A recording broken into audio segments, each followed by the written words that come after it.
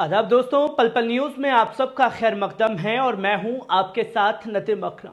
इस वक्त बड़ी खबर इजराइल के जेरूसलम से सामने आ रही है, जहां जेरूसलम में इस वक्त भीषण आग लगी हुई है और आग की लपटें इतनी तेज होती जा रही हैं कि अब ये आग की लपटें इजरायली मीडिया चैनलों के दफ्तर तक पहुंच चुकी है, जहां देखते ही देखते 7 से ज्यादा स्टेटों को खाली कराने का निर्देश दे दिया गया है और 70 से ज्यादा दमकल की गाड़ियां अभी भी आग पर काबू पाने की जद्दोजहद कर रही है, जिसका वीडियो भी सामने आया है। पहले इस वीडियो पर नजर डालिए।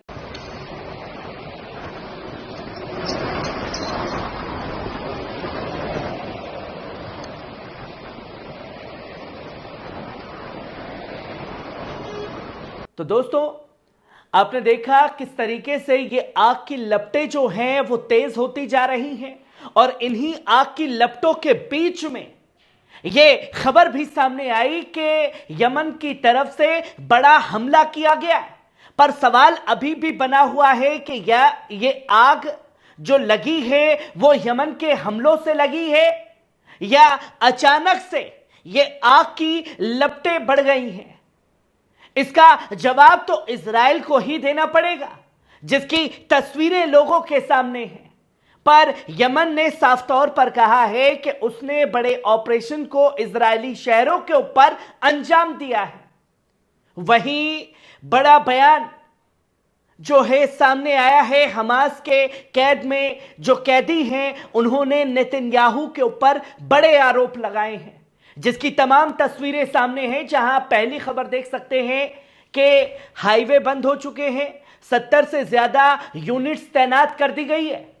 दोस्तों, इस वक्त इजराइल के शफेला और बैत शेमिश इलाके से एक बड़ी खबर सामने आ रही है। गर्मी और तेज हवाओं के चलते बुधवार को एक खुले मैदान में लगी आग ने देखते ही देखते कहर बरपा दिया है। यरूशलेम और तेल अवीव को जोड़ने वाले रास्ते पर यह भीषण आग इतनी तेजी से फैली कि हाईवे 6 को दोनों दिशाओं में बंद करना पड़ा। शोरशा जंक्शन से लेकर नेश्रिम जंक्शन तक ट्रैफिक रोक दिया गया। हाईवे 44 भी बंद कर दिया गया। दोनों की आवाजाही भी रोक दी गई ताकि रेल ट्रैक तक आग न पहुंचे। दमकल और राहत दस्तों ने एस होटल और मेवो बेतिर जैसे इलाकों को खाली करने का हुक्म दे दिया है। बेट मेयर और तारुम की भी निवासी शुरू हो चुकी है। अब तक 2 लोग धुएं की चपेट में आकर मामूली तौर पर जख्मी हुए। फायर एंड रेस्क्यू सर्विसेज ने पूरे मुल्क में 6 जिलों की इमरजेंसी मोबिलाइजेशन का ऐलान किया है। फायर चीफ एल चिस्पी ने हालात पर खुद नजर बनाए रखी है। एस्टॉल जंगल में आग बेकाबू होती जा रही है। राहत एजेंसियों ने बताया कि 50 से ज्यादा दमकल टीमें और 4 एयरक्राफ्ट, एक हेलीकॉप्टर आग बुझाने में लगे हुए हैं। 20 और यूनिट्स रास्ते में हैं। एस्टॉल और जियोन गांवों से लोगों को हटाया जा रहा है। आग इतनी तेज है कि एक सिक्योरिटी व्हीकल भी इसकी चपेट में आ गया है। इस घटना की जांच शुरू हो चुकी है। सड़क नंबर 44 दोनों दिशाओं में बंद है। पुलिस ने जनता से अपील की है कि वो इस इलाके में ना आए, अफसरों की हिदायत माने और वैकल्पिक रास्तों का इस्तेमाल करें। हालात अब भी काबू में नहीं है। अगर हवाएं यूं ही तेज रही तो ये आग और कई इलाकों को अपनी जद में ले सकती है और शायद अब इजराइल को गजा पे ढाए जा रहे जुल्म और आग का एहसास हो रहा होगा। वहीं आप दूसरी खबर भी देख सकते हैं। यरूशलेम में इस वक्त एक बहुत ही संगीन खबर सामने आई, जब आग की लपटें शहर के अहम इलाकों को निगलती जा रही हैं। 3 मोहल्लों से लोगों को बाहर निकाल दिया गया है। टीवी चैनलों के हेडक्वार्टर्स भी इस आग की जद में आ चुके हैं। इस वक्त मुल्क भर में इमरजेंसी का ऐलान कर दिया गया है। इस ऑपरेशन में इजरायली फौज भी शामिल हो चुकी है। 110 से ज्यादा फायर ब्रिगेड्स यूनिट्स बेत शेमेश के करीब 3 बड़े स्टेशनों से हताहत व बचाव का काम कर रही है। इस आग की वजह क्या है, इसमें अब तक कोई जानी नुकसान हुआ है या नहीं, इन तमाम सवालों पर नजर बनाए रखी हुई है। पर सवाल यह खड़ा हो जाता है कि इजराइल की पोल हर जगह खुलती जा रही है। वहीं आप तीसरी खबर भी देखें, इस आग के बाद में यमन ने ऐलान किया कि मिसाइल याफा पर ड्रोन हमला किया गया, 20 लाख इजरायली बंकरों में कैद हो चुके। ब्रिगेडियर जनरल याहिया सारी ने यमन की मुसलह अफवाज को तर्जुमान है, उन्होंने ऐलान किया है कि यमनी फौज ने इजराइल के कब्जे वाले हाइफा शहर में एक बेहद अहम निशाने को बैलिस्टिक मिसाइल से तबाह किया है। इसके साथ ही याफा शहर पर जाफा ड्रोन से एक और कामयाब हमला अंजाम दिया गया है। इस दोहरे हमले के बाद तकरीबन 20 लाख इजरायली सुरंगों में घुसने के लिए मजबूर हो चुके हैं। यमनी अफवाज ने साफ कहा कि जब तक गजा पर जुल्म जारी रहेगा, जवाबी कार्रवाई और तेज की जाएगी। वहीं आप चौथी खबर देखें, नेतन्याहू के ऊपर गंभीर इल्जाम लगाए जा रहे हैं।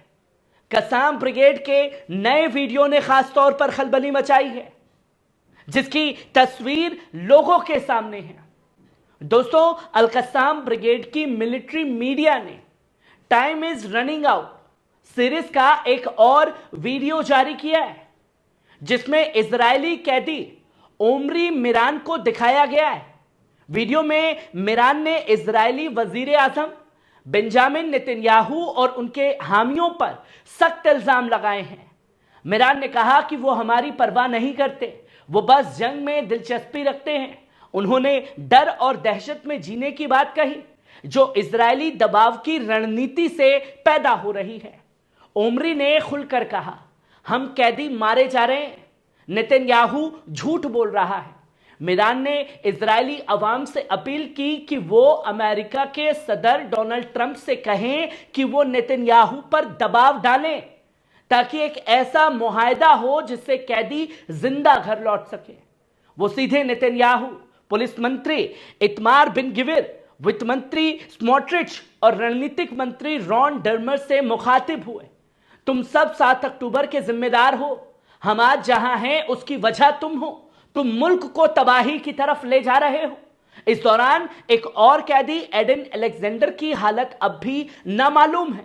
हफ्ते को अबू उबैदा ने यह ऐलान किया था कि कसाम की जिस यूनिट के पास अलेक्जेंडर था उससे राबिता टूट गया है। उनके एक शहीद मुजाहिद की लाश बरामद हुई है, जो इस कैदी की हिफाजत पर तैनात था। अबू उबैदा ने साफ तौर पर कहा कि इजरायली बमबारी की वजह से कैदियों की जान को बड़ा खतरा है, हम उन्हें बचाने की हर मुमकिन कोशिश कर रहे हैं। उन्होंने कहा, लेकिन इजराइल झूठा प्रोपेगेंडा फैला रहा है कि हम कैदियों को गैर इंसानी तरीके से देख रहे हैं, जबकि असलियत यह है कि इजरायली फौज ही उन्हें मार रही है। यह वीडियो बयान और जमीन पर चल रहे हालात सब ये दिखा रहे हैं कि इस लड़ाई का सबसे बड़ा शिकार वो लोग बन रहे हैं जो कहीं के नहीं रहे और जिन्हें सबने मोहरा बना डाला है, जिसकी जानकारी लोगों के सामने आ रही है।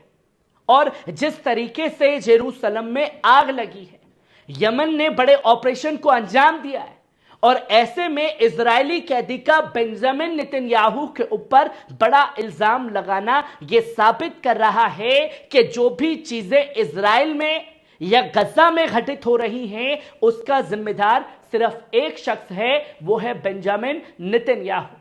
कैसी लगी खबर? कमेंट बॉक्स में आकर के अपनी राय जरूर दीजिएगा। शुक्रिया।